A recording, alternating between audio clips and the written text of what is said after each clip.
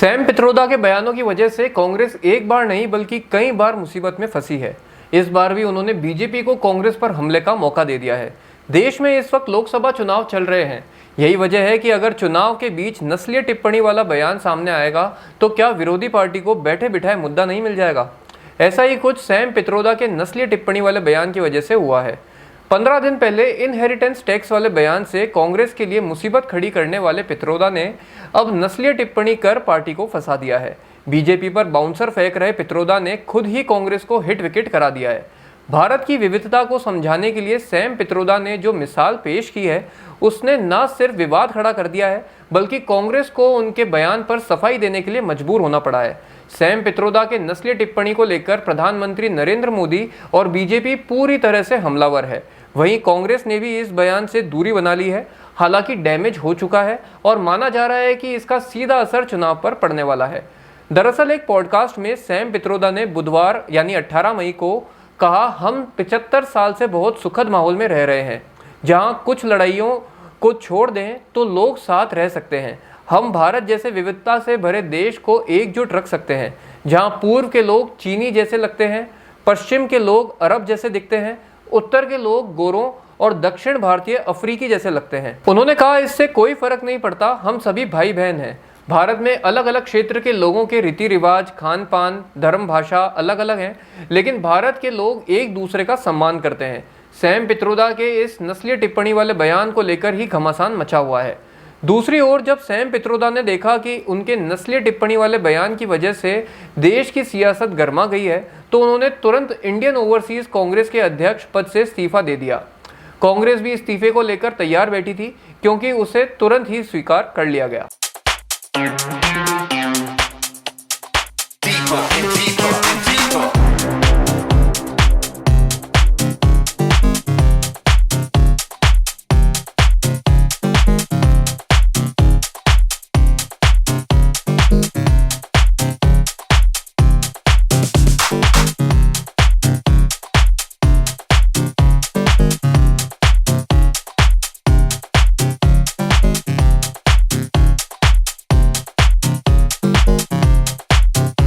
आगे बढ़ रहे हैं।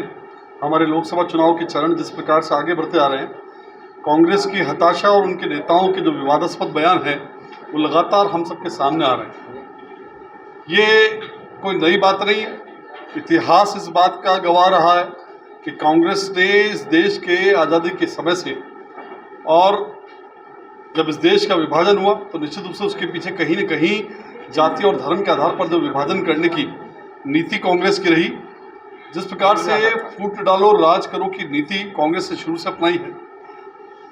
हमको ध्यान में आता है कि कल ओवरसीज कांग्रेस के अध्यक्ष सैम पित्रोदा, जो कि हमारे कांग्रेस के शहजादे राहुल गांधी जी के गुरु भी कहलाते हैं, उनके द्वारा एक विवादास्पद बयान दिया और वो विवादास्पद बयान इस प्रकार का था। उन्होंने कहा कि जाति और रंग नस्ल भेद के आधार पर इस देश को विभाजन करने की उन्होंने संज्ञा दी। उनके अपने बयान में जिस प्रकार से उन्होंने कहा कि इस देश के जो पूर्वोत्तर क्षेत्र के लोग हैं वो चीनियों के समान लगते हैं, इस देश के जो दक्षिण क्षेत्र के रहने वाले लोग हैं वो अफ्रीका के लोग की तरह नजर आते हैं, इस देश के जो पश्चिम क्षेत्र के लोग हैं वो अरब देशों के लोगों के समान नजर आते हैं और इस देश के जो मध्य भारत के लोग हैं वो अंग्रेजों के समान नजर आते हैं। इस प्रकार का एक बहुत ही विवादास्पद बयान उन्होंने दिया और निश्चित रूप से इस देश को, जो कि विविधताओं में भरा हुआ और विविधताओं में अनेकताओं के बीच में एकता का संदेश देने वाला ये देश, हमारी जाति, हमारी भाषा, हमारी संस्कृति अलग अलग क्षेत्रों की अलग अलग हो सकती है, लेकिन पूरा ये देश कहीं ना कहीं एक भारत देश के रूप में हमेशा परिभाषित होता आया है और जब जब आवश्यकता पड़ी है ये पूरा देश एक नज़र आया है। चाहे वो आज़ादी के स्वतंत्रता संग्राम का समय हो या देश में जब भी आपदा पड़ी हो, ये देश पूरा एक नज़र आया है। उस देश को इस प्रकार का बयान दे करके और जिस प्रकार से देश के अंदर समाज को विभक्त करने का काम या क्षेत्रीय नस्ल भेद के आधार पर जो विभाजित करने का काम जिस प्रकार से उन्होंने कल बयान दिया, निश्चित रूप से निंदनीय है। घोर निंदा इसके उनके इस बयान की जाती है।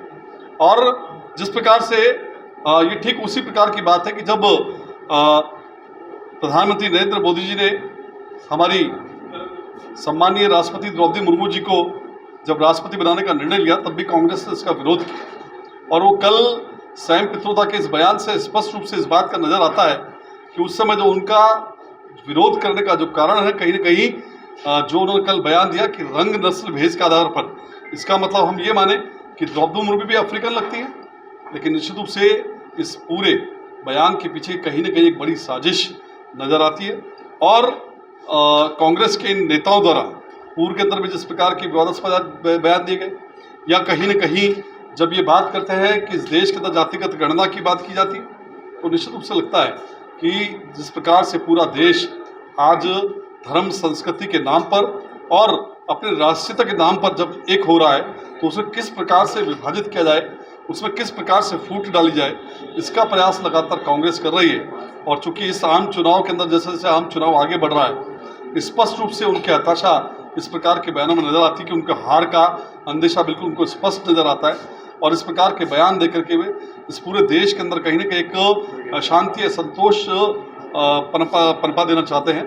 तो निश्चित रूप से उनका जो सैम पित्रोदा का कल ये बयान दिया गया है, इसकी भारतीय जनता पार्टी घोर निंदा करती है।